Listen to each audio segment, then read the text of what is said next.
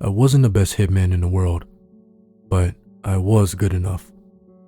Good enough that people found me without advertisements, without business cards, without a website. They heard whispers. A friend of a friend knew someone who knew me. That's how it always worked. One of the strange things about being a hitman is that you don't really need marketing. If you're good at your job, word gets around. If you're bad at it, word gets around even faster. Either way, people find you. I'd been doing the job for years by then, long enough to develop a reputation, long enough that when someone knocked on my door unexpectedly, they usually weren't selling something. They wanted someone gone. People often imagine killers spend their nights wrestling with guilt. Maybe some do. I never did. I killed people for money. That was the truth. Simple enough. The day you start calling yourself a hero is the day you become more dangerous than the people you're pointing a gun at. That didn't mean I had no standards. Everyone has standards. Mine just happened to be lower than most people's. I didn't kill children, I didn't torture people, and I didn't enjoy the work. Beyond that, life got complicated. The couple arrived on a Tuesday afternoon. The husband knocked twice. The wife stood beside him staring at the floor. I invited them in and offered coffee. Neither touched it. The husband looked exhausted. The wife looked broken. Not sad, not angry. Broken.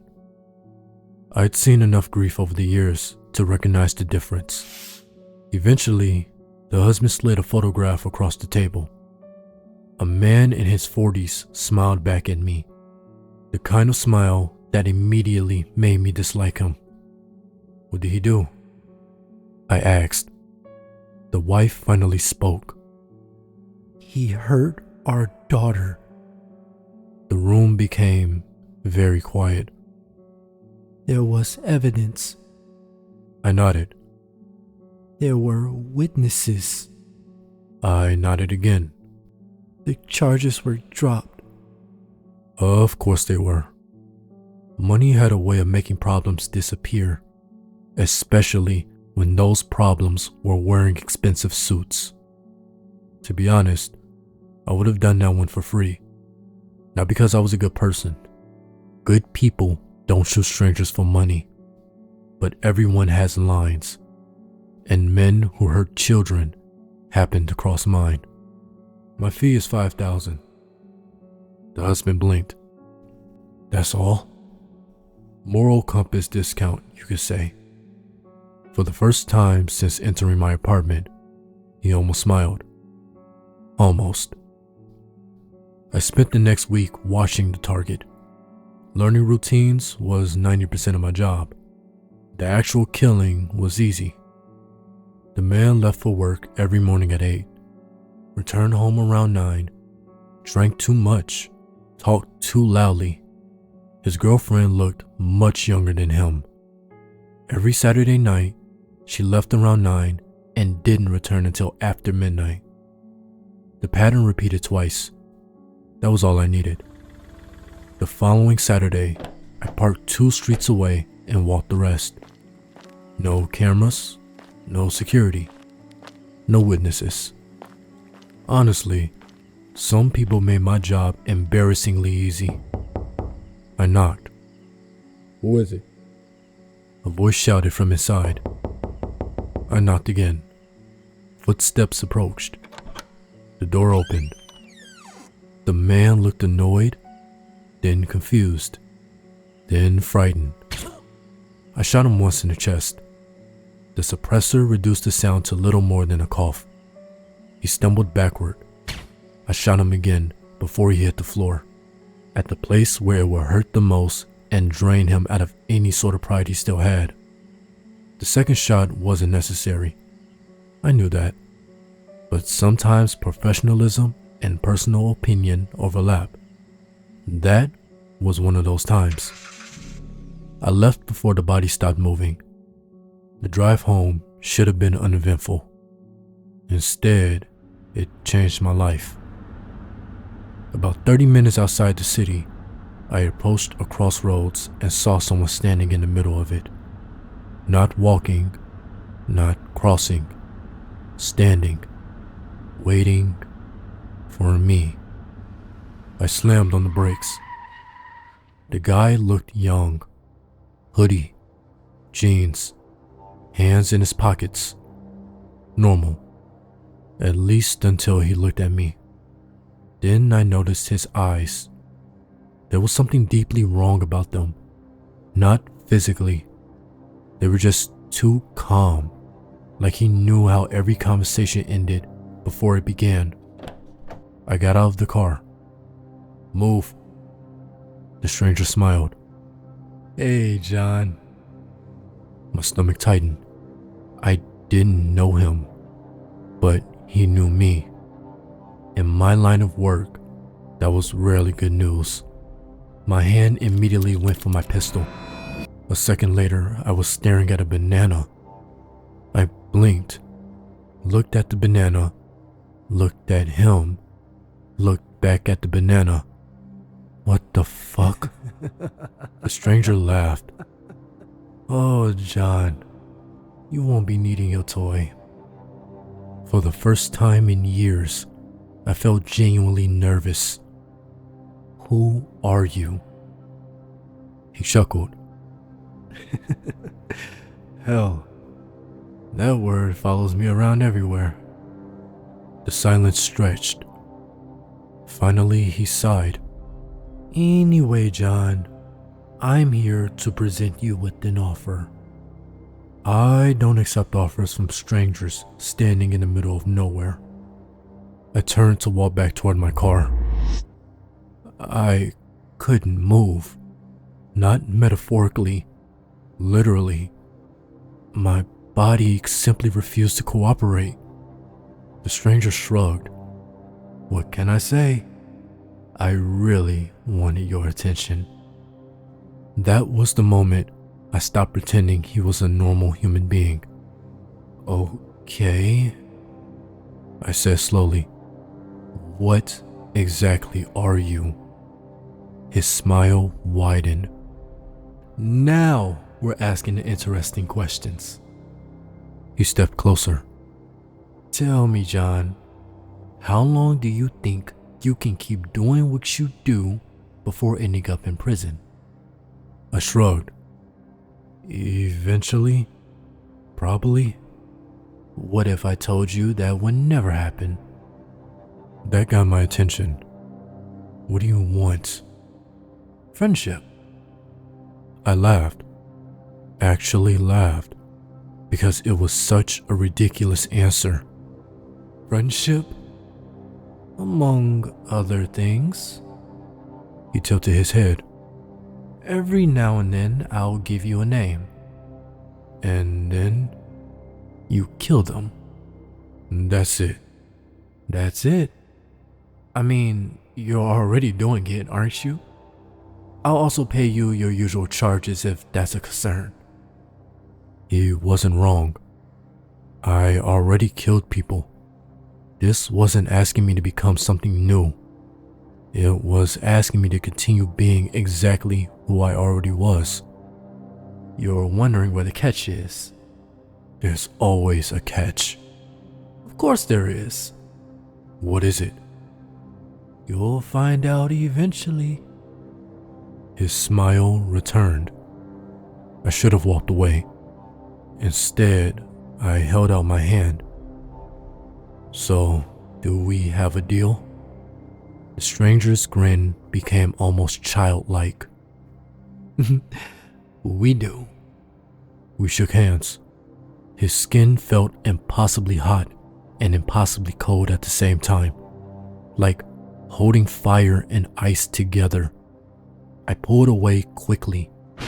A flash of lightning illuminated the road. I blinked. He was gone. Completely gone. The road stood empty, as if he'd never been there at all. 2 months later, he appeared in my kitchen, I nearly dropped my coffee. "Morning, John." He was sitting at my table. In front of him sat a red envelope. I wasn't even surprised anymore. Breaking into people's homes is rude. Technically, I didn't break anything. He pushed the envelope toward me. "Your first assignment." Inside was a photograph and an address. Nothing else. The target was a human trafficker, a genuine monster. I killed him. 2 months later, another envelope arrived. Then another. Then another. Years passed. The names kept coming. Murderers, human traffickers, abusers, violent gang leaders. The kind of people whose deaths made the world slightly easier to tolerate. And true to his word, I never got caught. Witnesses forgot details. Security cameras malfunctioned. Evidence vanished. One time, a police officer drove past me while I was carrying a rifle to my car. He didn't even look twice. The stranger had kept his promise. Unfortunately, promises are often more dangerous than lies. The first time something felt wrong was 6 years into our arrangement. The target was a journalist. Not unusual, but nobody had hired me. The name had come from the devil, like always. I investigated him, a habit I never completely abandoned. The man wasn't a criminal, just a journalist asking questions about a series of disappearances. Still, I completed the job. Then came a lawyer, a professor, a priest.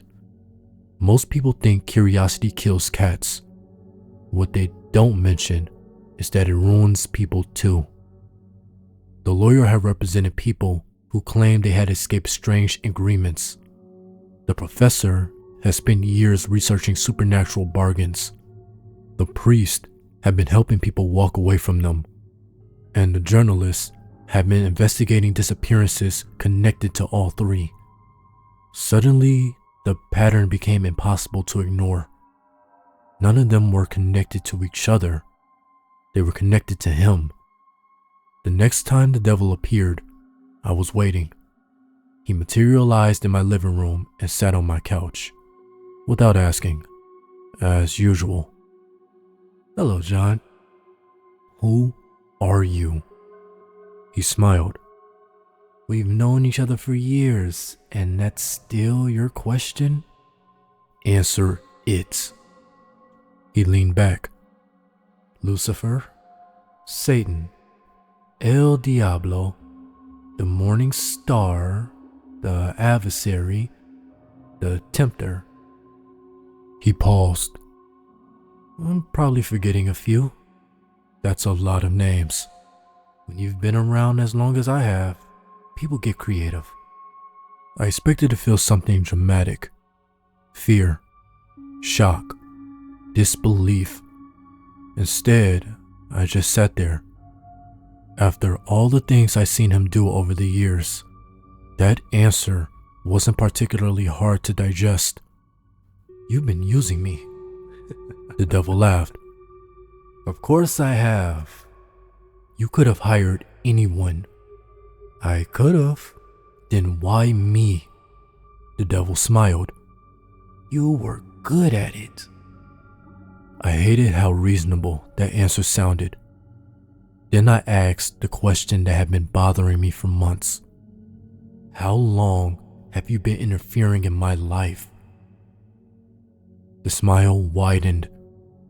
There it was. The question he'd been waiting for. The crossroads wasn't the beginning, was it? It started before that. My first client? The man who introduced me to the business? How long? The devil shrugged. Would it matter? I hated that answer, because part of me knew he was right. 10 years, 20 years, my entire life. difference did the number make? For the first time in years, I wasn't wondering what the devil wanted. I was wondering which parts of my life belonged to me and which parts belonged to him. A week later, another red envelope arrived. Inside was a photograph, an address, and a name. Arthur Hale, 75 years old, retired bookstore owner. I spent a month investigating him. Nothing. No crimes, no secrets, no hidden life. The man ran a tiny bookstore and fed stray cats. The most dangerous thing about him was probably his cholesterol. I visited him 3 times. Each time I ran out of excuses faster than the last. Arthur never seemed suspicious. If anything, he looked strangely content, as if he'd already made peace with something years ago. One afternoon, I finally asked him a question.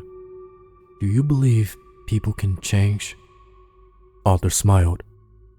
"Depends on what they're changing from. And if they've done terrible things." His eyes lingered on me for a second longer than I liked. Then he returned to arranging books. "I think people can choose differently tomorrow than they did yesterday." I don't know why that answer stayed with me, but it did. That night, the devil appeared, sitting on my couch, drinking my whiskey. Why him? The devil looked at Arthur's photograph, then smiled. "Because he said no." "No to what?" "To me." The room became very quiet. "When?" "About 50 years ago." I stared at him. "And you've waited this long?" "I'm very patient." "He didn't do anything." "Correct. Then why kill him?" The devil's smile widened, and for the first time since meeting him, it genuinely frightened me. Because if one man can refuse me, others may realize they can too. For a moment, neither of us spoke. Then everything suddenly made sense. The journalist, the lawyer, the professor, the priest, none of them connected to each other. They had all represented the same thing. Choice.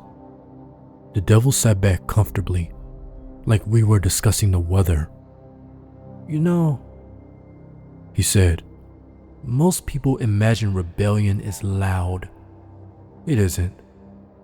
He picked up Arthur's photograph. "Most rebellions begin with a single person saying no." I stared at the old man. Nothing remarkable about him. Nothing except the fact he'd done something I suddenly wasn't sure I could. He refused me. The way he said it bothered me. Not angry, not bitter, almost impressed. "Is that what this is all about? Control?" He smiled. "Such an ugly word. An accurate one." And for the first time in years, I wasn't thinking about the assignment. Eventually, the devil stood. "So, will you do it?" I looked at Arthur's photograph one last time. The old man had spent 50 years proving the devil wasn't inevitable. Then I looked back at him. No. For the first time since I met him, the smile disappeared. Not angrily, not violently, just gone. No. The devil studied me, like I'd become interesting for the first time. Why? I thought about it. For years, I wondered how much my life belonged to me. How much had been arranged. How much had been his. Maybe I'd never know. But I knew this decision was mine. This one. I looked him directly in the eye. This one is mine. For a long moment, neither of us spoke. Then the devil nodded once, almost respectfully, and vanished. 3 weeks later, the police arrested me. I wasn't surprised. Part of me had been expecting it since the moment I burnt the envelope. The evidence came from everywhere. Security footage, witness statements, ballistics reports, DNA evidence. Cases that had been cold for years suddenly became very warm. It was as if someone had spent nearly a decade keeping every mistake I'd ever made hidden in a box and then decided to open it. The trial lasted less than a month. The verdict took less than an hour.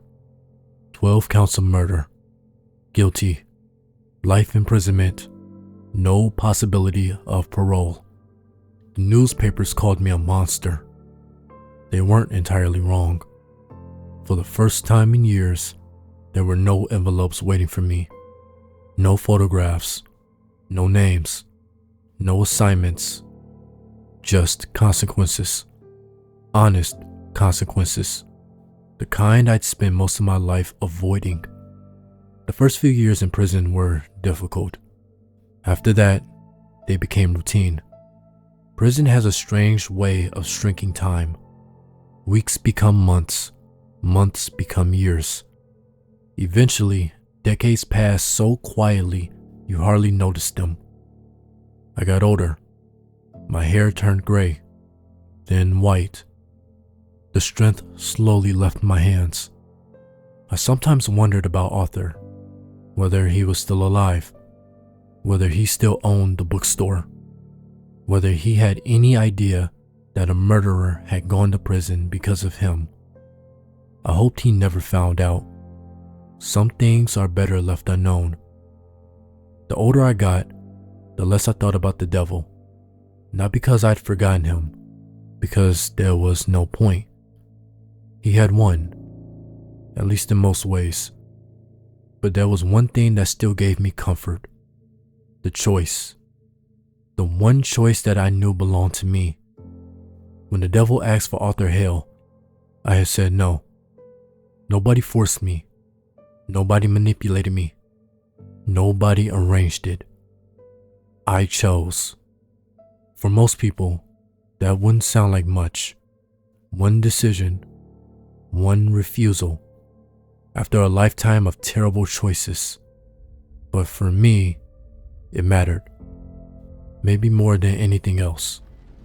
41 years passed. My heart began to fail.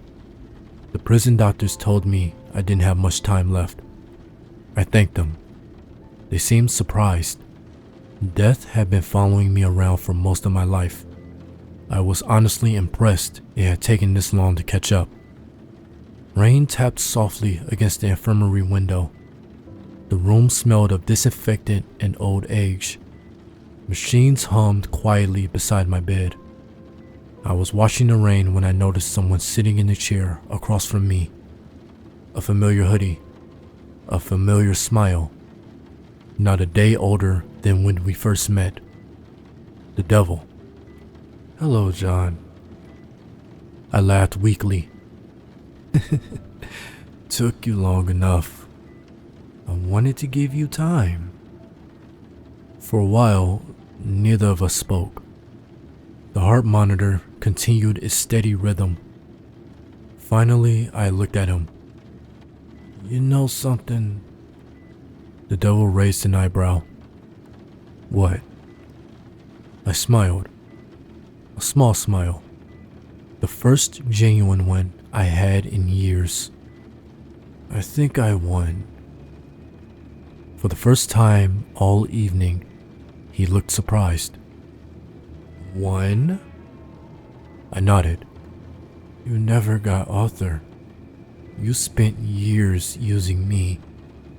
But in the end, I said no. The smile slowly returned. Patient. Interested. Waiting. And that was enough. he asked. I thought about it. About the crossroads.